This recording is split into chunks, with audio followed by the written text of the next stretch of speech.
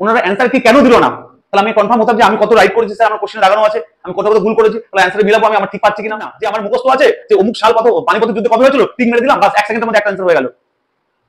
মুখস্থ অঙ্ক আছে কোথাও? 40টা অঙ্কে সলভ করতে হবে খাতা কলমে, দিন অ্যান্সার বসাতে হবে। তাহলে আমার কোশ্চেন একদম সাদা মাটা জলের মতো পরিষ্কার স্যার। তাহলে এই 40টা কোশ্চেন সলভ করতে গিয়ে কি মাত্র 1 ঘন্টা 15 মিনিটে পসিবল হয়? হ্যালো এভরিওয়ান, আজকে তোমাদের সঙ্গে পড়াশোনার বাইরে কিছু কথা বলতে চাই। যে তোমাদের ক্লাস 12 এর সেমিস্টার 3 রেজাল্ট আউট হয়েছে। তো আমি আমার অফলাইন প্লাস অনলাইনের, মেনলি অফলাইন যে স্টুডেন্টগুলো আমি হাতে ধরে পড়াই, তাদেরকে আমি প্রচুর পরীক্ষা নিয়েছে, অফলাইনে ধরে ধরে পড়াই। তার মধ্যে দেখো একটা ব্যাচের মধ্যে খারাপ স্টুডেন্ট থাকবে, ভালো স্টুডেন্ট থাকবে। তো আমি এটা ফিল করতে পারলাম যে যারা ভালো স্টুডেন্ট, যারা সত্যি সিরিয়াসলি সারা বছর পড়াশোনা করেছে, দেখলাম তাদের সেমিস্টার 3-তে সত্যি ভালো মার্কস আসে না। মানে যে মার্কস পাওয়ার আশা ছিল, যে মার্কস পাওয়ার এক্সপেকটেশন ছিল, সেটা পাইনি। এবং তার সঙ্গে সঙ্গে এটাও দেখলাম আমি, যারা ক্লাসের মধ্যে সত্যি অনেক কিছু স্টুডেন্ট থাকে যারা সত্যি সিরিয়াসলি পড়াশোনা করে না। আমি আমার নিজের হাতে, অনলাইন অফলাইন নিজের চোখে এখানে পড়িয়েছি আমি, যে যারা সিরিয়াসলি পড়াশোনা করে না তাদের নাম্বারটা দেখছি সত্যি মানে অনেকটাই বেশি পেয়ে গেছে তারা। আমি নিজেই শক খেয়ে গেছি, আমি হতভম্ব, পাজেলড হয়ে গেছি।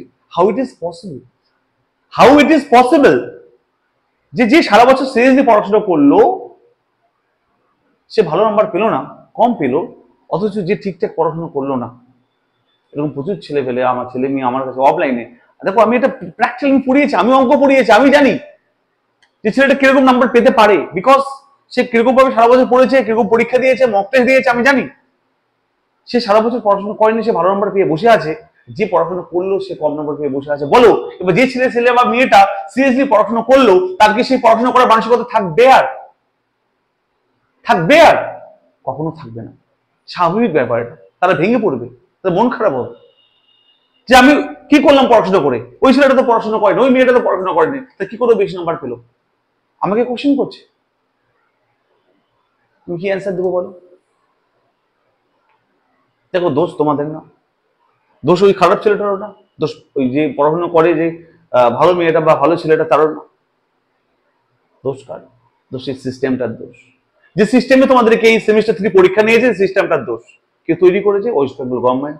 ওনারা ভাবতে পারেননি যে কি হতে পারে, শুধু তৈরি করে দিচ্ছে, হয়ে গেল, তোমরা চলে যাও, কি হবে হয়ে যাক। কিন্তু একবার ভেবে দেখেছো?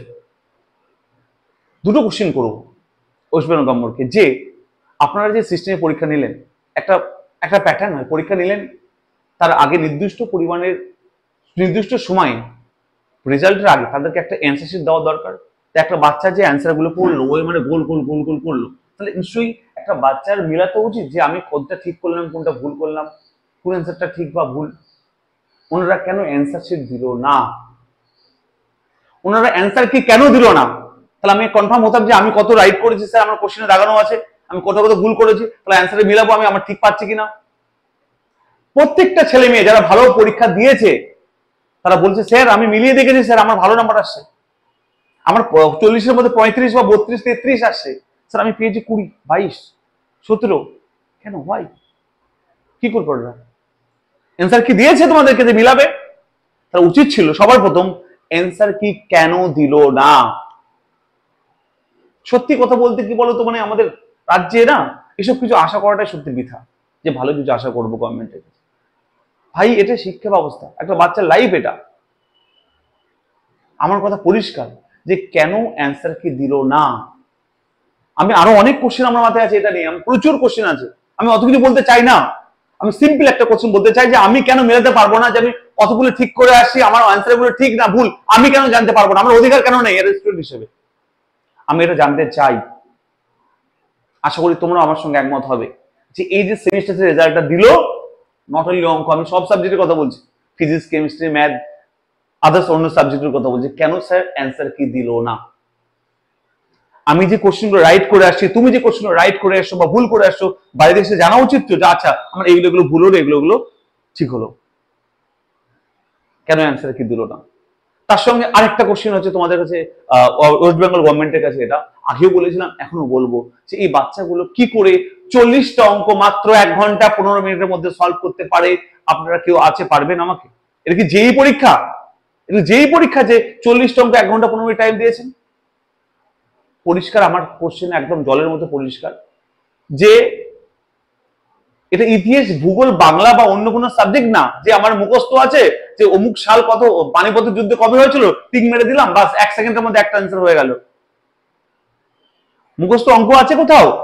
40টা অঙ্কে সলভ করতে হবে খাতা কলমে, দেন অ্যান্সার বসাতে হবে। তাহলে আমার কোশ্চেনটা একদম সাদামাটা জলের মতো পরিষ্কার স্যার। তাহলে এই 40টা কোশ্চেন সলভ করতে গিয়ে কি মাত্র 1 ঘন্টা 15 মিনিটে পসিবল হয়? তারপর আপনি লেন্দি কোশ্চেন দিয়েছেন, আচ্ছা এটা আপনার পার্সোনাল ভাবে দিন, সমস্যা নেই, কিন্তু এইটুকু সময়ের মধ্যে কোশ্চেন সলভ করে কি কখনো 1 ঘন্টা 15 মিনিটের মধ্যে কি সলভ করা সম্ভব হয় কমপ্লিটলি? আমি আপনাদের কাছে এটা আমি অ্যান্সার চাইছি। অ্যাজ এ ম্যাথ টিচার হিসেবে আমি পরিষ্কার কথা বলছি, এটা কখনো পসিবল না। 1 ঘন্টা 15 মিনিটের মধ্যে এই যে 40টা কোশ্চেনের মধ্যে সলভ করা কখনো পসিবল না, সেম পসিবল।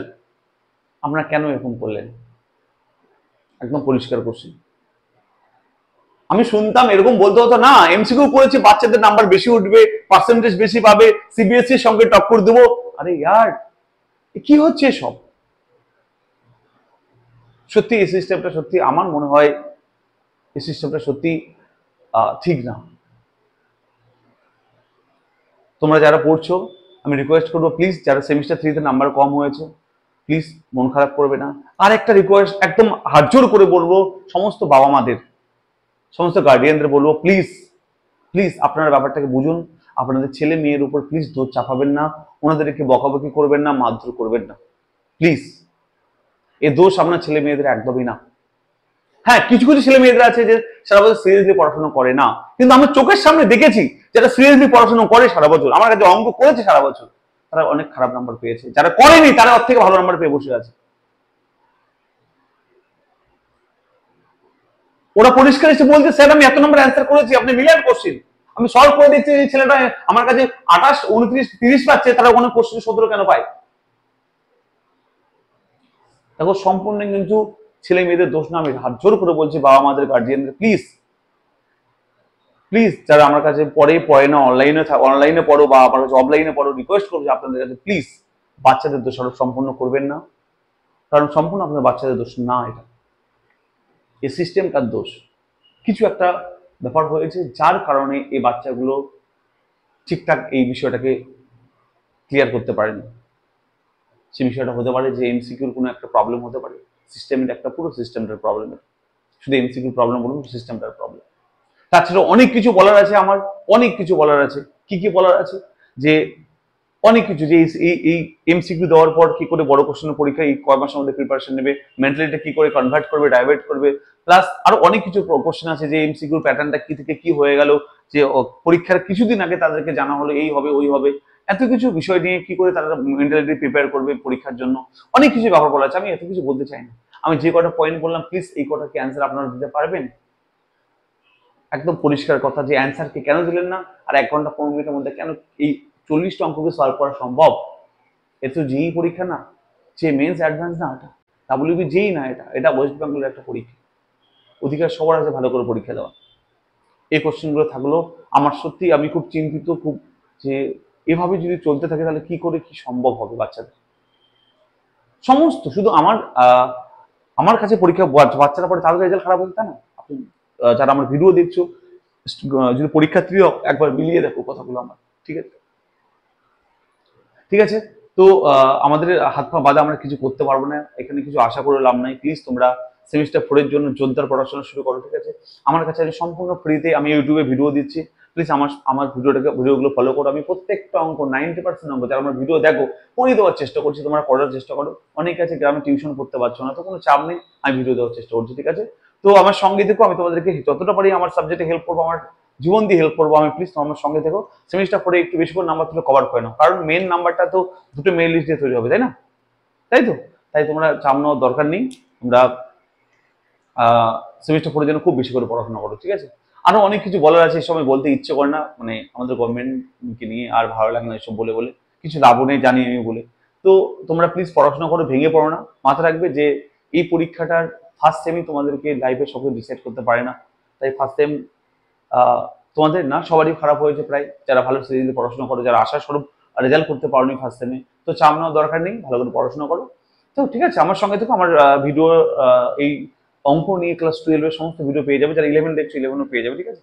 একদম চাপ নেওয়ার দরকার নেই, ঠিক আছে? টাটা, ভালো থেকো, ভালো করে পড়াশোনা করো, একদম মন খারাপ করবে না, ঠিক আছে?